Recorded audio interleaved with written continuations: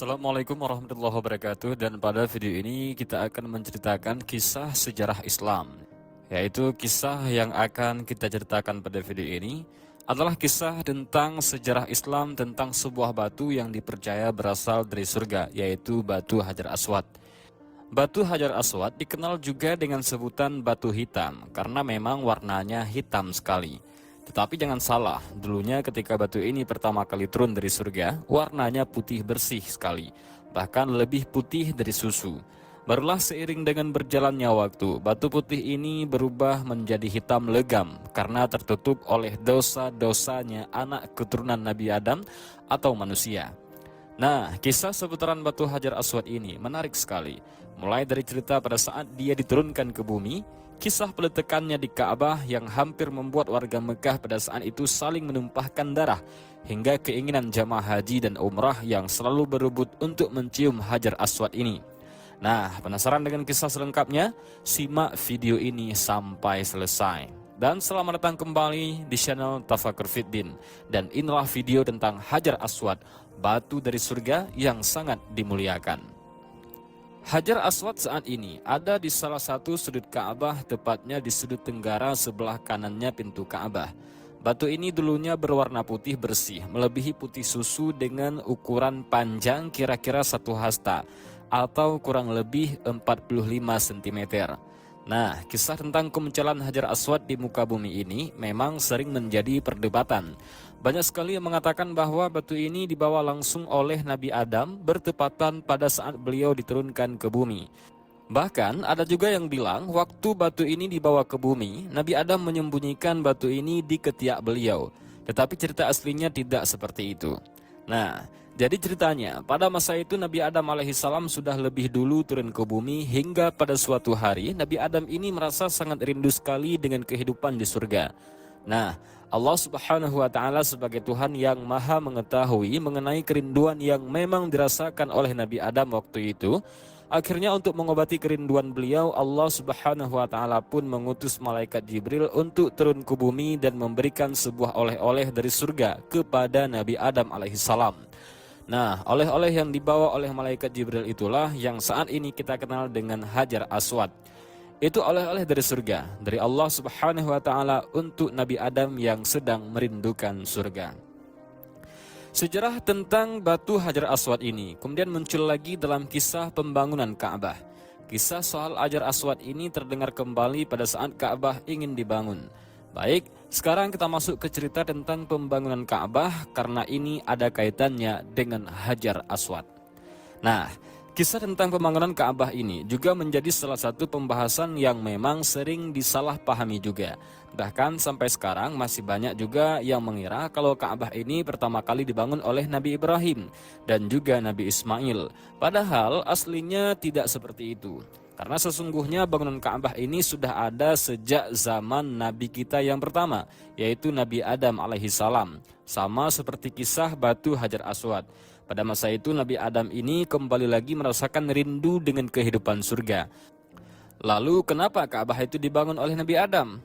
Jadi pada saat Hajar Aswad sudah diturunkan, Nabi Adam pun merasa rindu kembali dengan kehidupan di surga. Di mana pada saat itu Nabi Adam alaihissalam ingin betul bahwa dia bisa melihat 70.000 malaikat setiap harinya selalu tawaf mengelilingi Baitul Ma'mur. Baitul Ma'mur ini adalah Ka'bah bagi para penduduk langit. Penduduk langit itu juga bertawaf, malaikat-malaikat juga bertawaf. Nah, melihat kerinduan mendalam yang dirasakan oleh Nabi Adam, lagi-lagi Allah pun memerintahkan Nabi Adam untuk juga membangun Ka'bah di bumi. Ka'bah yang dibangun di bumi ini tepat berada di bawahnya Baitul Ma'mur. Nah, setelah Ka'bah itu selesai dibuat, di tempat itulah Nabi Adam dan juga anak keturunannya melakukan tawaf.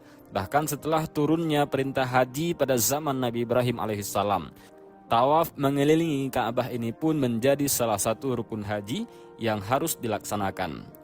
Coba kita bayangkan, manusia di bumi sedang tawaf mengelilingi Ka'bah dan tepat di atasnya dan pada saat yang bersamaan juga para malaikat juga bertawaf mengelilingi Baitul Ma'mur. Dan begitulah Masya Allah. Jadi, beberapa abad kemudian setelah Ka'bah ini selesai dibangun oleh Nabi Adam, terjadilah sebuah bencana besar yang akhirnya menghancurkan bangunan Ka'bah. Bencana besar itu adalah banjir bandang yang terjadi di zamannya Nabi Nuh. Sapuan banjir bandang itu pun membuat bangunan Ka'bah yang dulunya dibangun oleh Nabi Adam alaihissalam ini hanya tinggal pondasi-pondasinya saja. Dan dari sisa pondasi itulah yang nantinya akan ditinggikan kembali atau direnovasi lagi oleh Nabi Ibrahim alaihissalam. Nah, kita lanjut lagi ke kisahnya Nabi Ibrahim. Ini ceritanya sudah di masanya Nabi Ibrahim alaihissalam. Dan pada saat itu, setelah kejadian atau mukjizat Nabi Ismail ditukar dengan kambing, pada saat mau disembelih oleh Nabi Ibrahim dan juga anaknya yaitu Nabi Ismail alaihissalam mendapatkan perintah lagi dari Allah Subhanahu wa taala untuk membangun Ka'bah kembali. Tidak lama setelah perintah itu turun, Nabi Ibrahim dan Nabi Ismail pun langsung membangun Ka'bah tepat di pondasi yang masih ada di sana, yaitu pondasi di masa sebelumnya yang sudah dibangun oleh Nabi Adam. Itu lagi dilanjutkan oleh Nabi Ibrahim dan Nabi Ismail alaihissalam. Nah, dibangunlah Ka'bah itu oleh mereka. Dan singkat cerita, bangunan Ka'bah pun akhirnya selesai dan memang dibuat agak lebih tinggi oleh Nabi Ibrahim dan Nabi Ismail.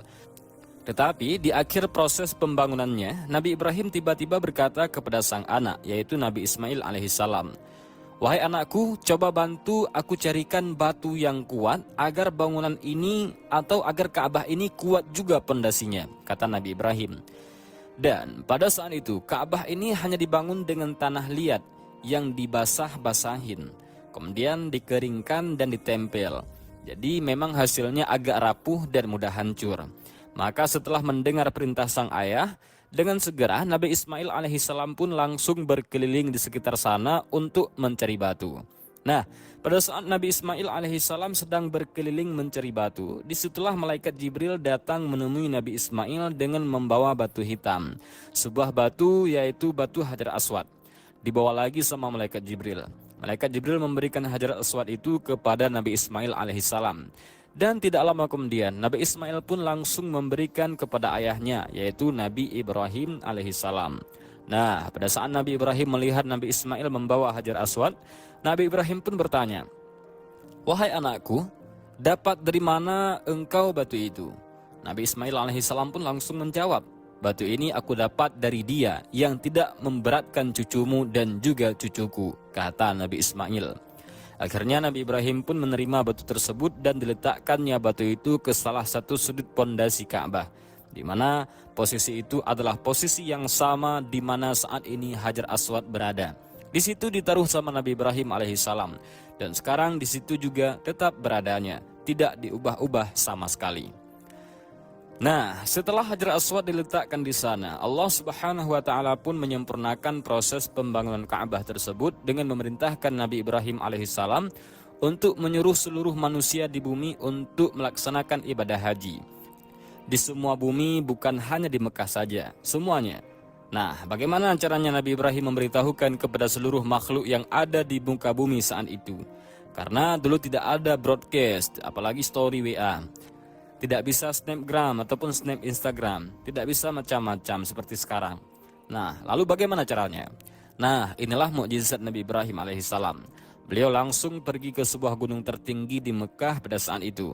Dan di sanalah beliau berteriak memanggil seluruh manusia di bumi untuk datang beribadah haji ke Mekah. Dan dari sanalah suara Nabi Ibrahim dibawa oleh angin ke seluruh pelosok yang ada di bumi.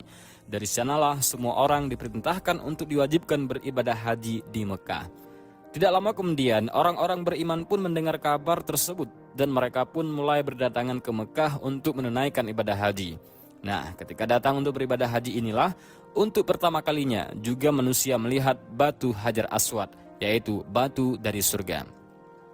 Sahabat Tafakkur Fiddin yang Allah muliakan, bangunan Ka'bah yang sudah berdiri sejak zaman Nabi Adam alaihissalam dan juga ditinggikan kembali oleh Nabi Ibrahim alaihissalam dan juga Nabi Ismail alaihissalam ini pernah beberapa kali terkena bencana semacam banjir bandang. Terus pernah juga roboh gara-gara banyak sekali orang taruh kiswah di atasnya dan lain-lain. Jadi Ka'bah ini sempat rubuh, sempat rusak lagi. Maka karena itulah selanjutnya masyarakat Quraisy pada saat itu sepakat untuk melakukan pemugaran atau renovasi Ka'bah lagi. Nah, pemugaran ini dilaksanakan dengan cara bekerja sama antar beberapa suku Arab yang ada di sana. Mereka memperkokoh dinding-dinding Ka'bah itu dengan menggunakan batu-batu dan tanah liat. Nah, ketika orang-orang pada saat itu sudah saling mengumpulkan batu sebagai material yang dipakai untuk merenovasi Ka'bah ini, di sini ada satu batu yang entah kenapa mereka tidak berani sentuh. Batu itu adalah Hajar Aswad. Batu ini didiamkan saja sama mereka. Lalu singkat cerita, ketika pembangunan Ka'bah ini akhirnya selesai, hanya ada satu yang belum mereka lakukan, yaitu peletakan kembali Hajar Aswad ke tempat semula. Mereka tahu kalau peletakan Hajar Aswad ini tidak boleh dilakukan oleh sembarang orang. Selain karena memang batu itu berasal dari surga, mereka juga tahu bahwa prosesi peletakan Hajar Aswad ini akan menjadi peristiwa bersejarah yang akan dikenang hingga kapanpun. Tidak boleh sembarangan orang yang taruh di situ. Yang terakhir taruh adalah Nabi Ibrahim alaihissalam, dan karena alasan tersebut, di situ mereka mulai ribut satu sama lain. Mereka saling berselisih. Mereka berkata, bangun Ka'bah boleh kita sama-sama, tetapi untuk peletakan batu Hajar Aswad itu suku kami yang berhak. Karena pada saat itu banyak suku-suku, mereka merasa banyak kepentingan juga. Mereka berselisih satu sama lain. Ada yang mengatakan bahwa kami adalah keturunan asli Nabi Ibrahim. Ada yang mengatakan kami yang selama ini menjaga Ka'bah. Pokoknya mereka ribut dan beradu-adu di situ. Nah, di tengah perselisihan para kepala suku yang mau berebut ingin meletakkan batu Hajar Aswad ini, semua kepala suku sama warga-warga suku itu sudah mau saling baku hantam. Sudah siap pedang masing-masingnya untuk saling memukul. Nah, di tengah situasi yang memanas ini, beberapa orang Mekah paham kalau hal ini jelas-jelas sangat membahayakan mereka yang ada di Mekah. Akhirnya beberapa orang yang khawatir ini langsung mendatangi seseorang yang memang sangat dituakan di Mekah untuk meminta solusi dari permasalahan tersebut. Nah, orang yang mereka datangi pada saat itu adalah Abu Umayyah bin Mughirah. Nah, di momen tersebut Abu Umayyah yang pada saat itu sudah berusia 100 tahun lebih. Jadi selain karena beliau ini adalah tokoh yang dituakan dari segi usia, beliau ini juga lebih tua dibanding yang lain yang ada di Mekah. Dan beliaulah yang dianggap sebagai orang yang paling bijaksana di antara mereka semua. Jadi bukan karena Abu Umayyah ini tua saja, tetapi memang beliau juga bijaksana. Oleh karena itu Abu Umayyah ini sering sekali didapuk sebagai penentu keputusan terakhir di Mekah kalau misalnya ada konflik. Nah, dalam banyak masalah yang pernah terjadi di sana, kalau Abu Umayyah ini sudah memberikan pendapatnya, maka bisa dipastikan seluruh orang Arab pasti akan dengar sama beliau. Akhirnya, Abu Umayyah dikasih tahu oleh orang yang khawatir akan keributan yang terjadi di Mekah pada saat itu untuk datang ke sana. Dia berkata, "Wahai Abu Umayyah, tolonglah ke sana. Ini Mekah mau perang." Nah, singkat cerita, Abu Umayyah pun langsung segera datang ke sekitar Ka'bah untuk menemui mereka yang mau baku hantam tadi. Melihat kedatangan Abu Umayyah, seketika semua orang di sana tenang dan siap mendengarkan apa yang akan menjadi solusi dari beliau. Karena mereka tahu kalau Abu Umayyah sudah datang, ini pasti dia menjadi penentu terakhir. Dan pada saat itu, Abu Umayyah pun berdiri di atas sebuah batu yang ada di sana dan berkata, "Wahai kaumku, demi Allah, jika kalian saling bunuh-membunuh, maka nanti siapa yang akan tinggal di Mekah? Siapa yang nantinya akan menjadi pemimpin Mekah? Sementara kalian adalah penduduk asli Mekah. Siapa?" Mendengar perkataan Abu Umayyah, diam mereka semua. Yang mau perang tadi diam semua mendengar ucapan beliau. Tidak lama kemudian Abu Umayyah bilang lagi, "Saran saya, kalian harus memilih satu hakim yang menjadi penengah di antara kalian semua, yang menentukan siapa yang berhak meletakkan Hajar Aswad itu." Nah, orang-orang ini jawab lagi, "Baik, kami setuju wahai Abu Umayyah. Tapi kira-kira menurut Anda, siapa orang yang layak menjadi hakimnya?" Kemudian Abu Umayyah menjawab lagi, "Baiklah, begini. Saya yang akan tentukan siapa hakimnya. Tapi sebentar, saya mau mengambil kesepakatan terlebih dahulu." Lalu mereka berkata, "Baik." Maka Abu Umayyah melanjutkan dengan berkata, "Baik, kalau saya sudah tunjuk satu orang hakim, maka semua orang yang ada di sini, kalian-kalian semua harus terima dan sepakat. Bagaimana? Setuju?" Dan mereka menjawab, "Setuju. Kami sepakat wahai Abu Umayyah." Setelah semua orang sepakat, Abu Umayyah pun seketika mengatakan sesuatu yang Masya Allah bijaknya. Nah, waktu itu orang-orang kaum ini pada berpikir, oh, ini pasti Abu Umayyah memilih aku jadi hakim. Dan yang lain juga berpikir, oh tidak, pasti dia memilih aku. Dan yang lainnya juga membatin, dia pasti memilih si Fulan, pasti memilih si Fulan. Dan ternyata tidak sama sekali. Di saat orang-orang mengira Abu Umayyah akan menunjuk diri mereka sendiri menjadi hakim, Abu Umayyah justru berkata, kalian lihat dari sini ya, di ujung sana, di ujung jauh dan sana, tampak ada pintu gerbang Mekah kan? Tampak, kata mereka. Baik, siapapun orang pertama yang masuk melewati pintu gerbang Ka'bah itu, mau laki-laki maupun perempuan, tua, muda, anak kecil, berapapun usianya, maka dialah yang akan menjadi hakim. Bagaimana? Setuju? Kata Abu Umayyah. Setuju, kata kaum-kaum ini. Jadi siapa yang masuk? Yang muncul dari pintu gerbang Mekah itu, dialah yang menjadi hakim. Nah, tepat setelah Abu Umayyah menyampaikan hal itu, seluruh mata mereka yang ada di Ka'bah, seluruh yang ada di Mekah tertuju ke pintu gerbang Mekah. Semua pada nengok ke sana sambil membatin siapa yang datang, siapa yang datang. Mereka tidak sabar menantikan siapa orang yang akan masuk ke Mekah dari pintu tersebut, dari gerbang itu.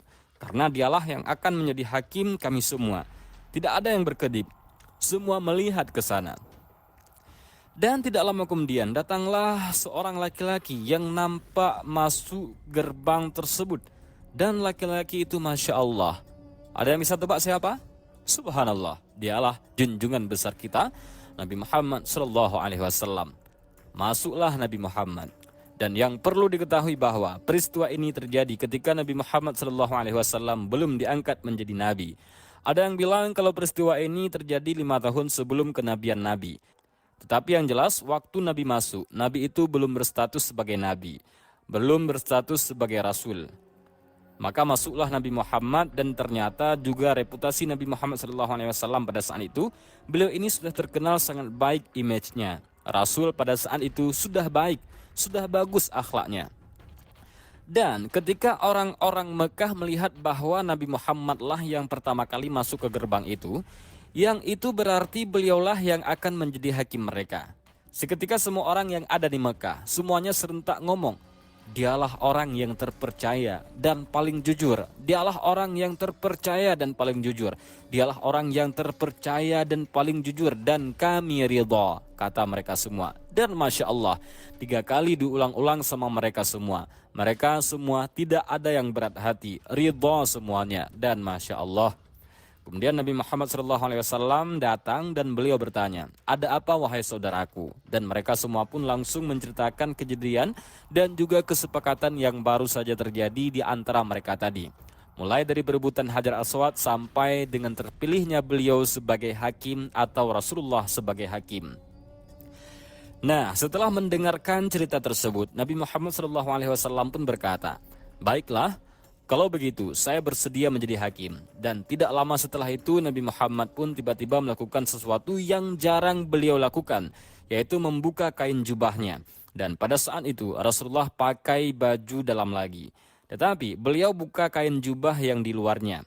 Dan oleh Rasulullah pada saat itu, beliau letakkan di atas tanah kain jubahnya. Beliau bentangkan di atas tanah dan setelah itu Rasulullah sendiri yang langsung memegang Hajar Aswad diletakkannya di atas jubah tadi. Nah, setelah Hajar Aswad ini berada di atas kain jubahnya Rasulullah SAW, maka Rasul pun langsung memanggil semua kepala suku yang ada di Mekah untuk ikut memegang sisi kain jubahnya sesuai instruksi dari Rasulullah SAW. Ada sekian belas kepala suku yang ikut memegang sisi kain jubah beliau. Dan tanpa menunggu waktu yang lama, sekian belas orang itu pun secara bersama-sama menggotong kain jubah Rasulullah yang di atasnya ada Hajar Aswad. Jadi seolah-olah berbelasan kepala suku ini juga ikut mengantarkan Hajar Aswad dan berjalan mendekat ke arah Ka'bah. Dengan begitu, secara tidak langsung, mereka semua sudah ikut serta dalam mengangkat Hajar Aswad ini. Lalu, setelah mereka semua sampai di dekat lokasi di mana Hajar Aswad ini akan diletakkan, mereka pun dengan kompak dengan tanpa instruksi menghentikan langkah mereka. Nah, disitulah Rasulullah SAW sendirilah yang kemudian mengangkat Hajar Aswad itu dan meletakkannya di tempat semula. Rasul yang menaruh untuk ketiga kalinya. Yang pertama Nabi Adam, kedua Nabi Ibrahim, dan ketiga adalah Rasulullah Muhammad sallallahu alaihi wasallam. Jadi memang sebelum beliau menjadi rasul, beliau sudah terkenal bijak sekali dan tidak ada yang protes. Tidak ada yang protes Rasulullah. Padahal Rasulullah saat itu bukan kepala suku, tetapi itulah image-nya Rasulullah di mata para warga Mekah yang memang terkenal paling jujur dan paling bisa dipercaya. Udah ridho mereka semua. Nah, itulah kisah tentang peletakan Hajar Aswad yang terakhir dilakukan di muka bumi ini, yaitu ketika diletakkan langsung oleh Rasulullah Muhammad sallallahu alaihi wasallam. Nah, sekarang kita masuk ke pembahasan terakhir, yaitu tentang kemuliaan Hajar Aswad. Baik, sebelum kita masuk ke cerita tentang kemuliaan Hajar Aswad, saya mau sedikit cerita tentang Hajar Aswad yang pernah dicuri. Jadi ceritanya begini. Dalam catatan sejarah diketahui bahwa pada tahun 930 Masehi, batu Hajar Aswad ini pernah sempat dicuri sama kaum Qaramitah, kelompok Syiah dari Arab Timur. Dan setelah pencurian itu terjadi, batu Hajar Aswad ini sempat menghilang selama 33 tahun lamanya. Dan kaum Qaramitah ini baru mengembalikan Hajar Aswad pada tahun 953 Masehi. Tapi sayangnya pengembalian itu ternyata dilakukan dengan cara yang tidak baik. Dilempar sama mereka. Alhasil batu Hajar Aswad ini pun pecah dan menjadi beberapa bahagian. Nah, pecahan-pecahan batu Hajar Aswad itulah yang sampai hari ini masih bisa kita lihat di Ka'bah. Jadi banyak yang masih mengira kalau Hajar Aswad itu adalah keseluruhan batu yang bentuknya lonjong yang ditempel di pojok itu. Bukan, batu lonjong itu adalah batu biasa yang memang digunakan untuk merekat Hajar Aswad ini. Yang mana pecahan-pecahan itu ditempellah sama batu yang ukuran lebih besar supaya tidak kececer. Seperti itulah maksudnya. Barulah setelah itu batu besar tadi pun diberikan pelindung yang bentuknya macam cangkang yang terbuat dari besi berwarna perak supaya tidak mudah pecah. Nah, keberadaan Hajar Aswad di Mekah ini tentu sangat menarik perhatian siapapun yang melihatnya dari seluruh jamaah haji dan umrah yang datang ke sana. Banyak dari mereka yang berebut untuk menyentuh dan mencium Hajar Aswad. Nah, kenapa hal ini bisa terjadi? Apakah kemuliaan batu Hajar Aswad ini? Baik, hal ini terjadi bukan tanpa alasan. Orang-orang mencium Hajar Aswad adalah karena hal tersebut juga pernah dilakukan oleh Rasulullah SAW. Ini asal-usulnya. Jadi, dalam sebuah riwayat disebutkan bahwa suatu hari ketika sedang berada di dekat Hajar Aswad, seorang sahabat bernama Ibnu Hisham bertanya kepada Rasulullah, "Wahai Rasulullah, apa sebenarnya yang membuat engkau mendatangi Hajar Aswad ini?" Mendengar pertanyaan tersebut, dengan tenang Rasulullah menjawab, "Barang siapa yang menyentuhnya, maka dia seakan-akan sedang menyentuh tangan Tuhan yang Maha Penyayang." Itu kata Rasulullah. Dan Masya Allah, dengan menyentuh batu Hajar Aswad diibaratkan macam lagi menyentuh tangannya Allah Subhanahu wa Ta'ala. Begitulah ucapan Rasulullah. Jelas menunjukkan bahwa Hajar Aswad adalah batu yang mulia. Tapi ketika kita akan menyentuh dan menciumnya, kita juga harus ingat bahwa niat dalam hati tidak boleh macam-macam. Tidak usah macam-macam pokoknya. Niatnya hanyalah untuk menyentuh dan menciumnya saja, bukan untuk berdoa meminta sesuatu. Ingat, bukan untuk berdoa meminta sesuatu, nanti jadi musyrik, jadi syirik. Cukup pegang, sentuh dan cium. Dan terkait hal ini, Umar bin Khattab sendiri juga pernah menegaskan secara tidak langsung. Secara tidak langsung Umar sendiri pun sempat menegaskan hal ini kepada seluruh umatnya. Jadi ceritanya, waktu itu ketika musim haji tiba di masa kekhalifahan Umar bin Khattab, Umar dan banyak umat muslim lainnya datang ke Mekah untuk berhaji. Dan ketika sedang melakukan tawaf di hadapan banyak orang, Umar bin Khattab radhiyallahu an berdiri di depan Hajar Aswad sambil berkata dengan suara keras supaya didengar sama semua orang yang ada di sana.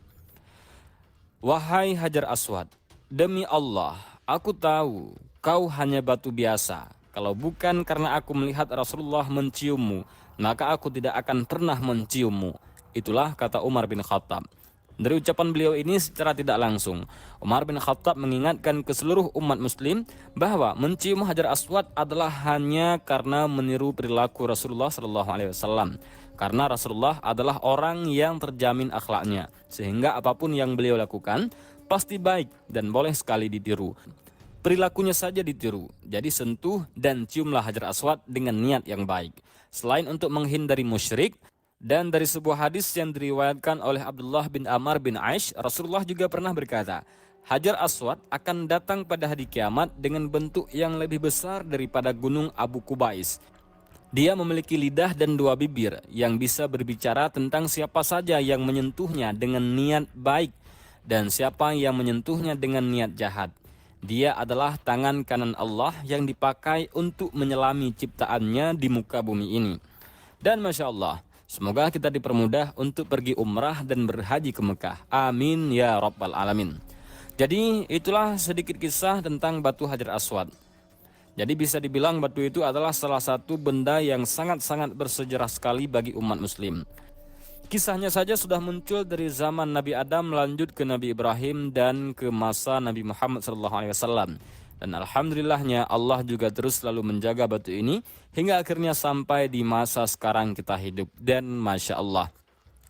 Dan sekian pembahasan tentang Hajar Aswad.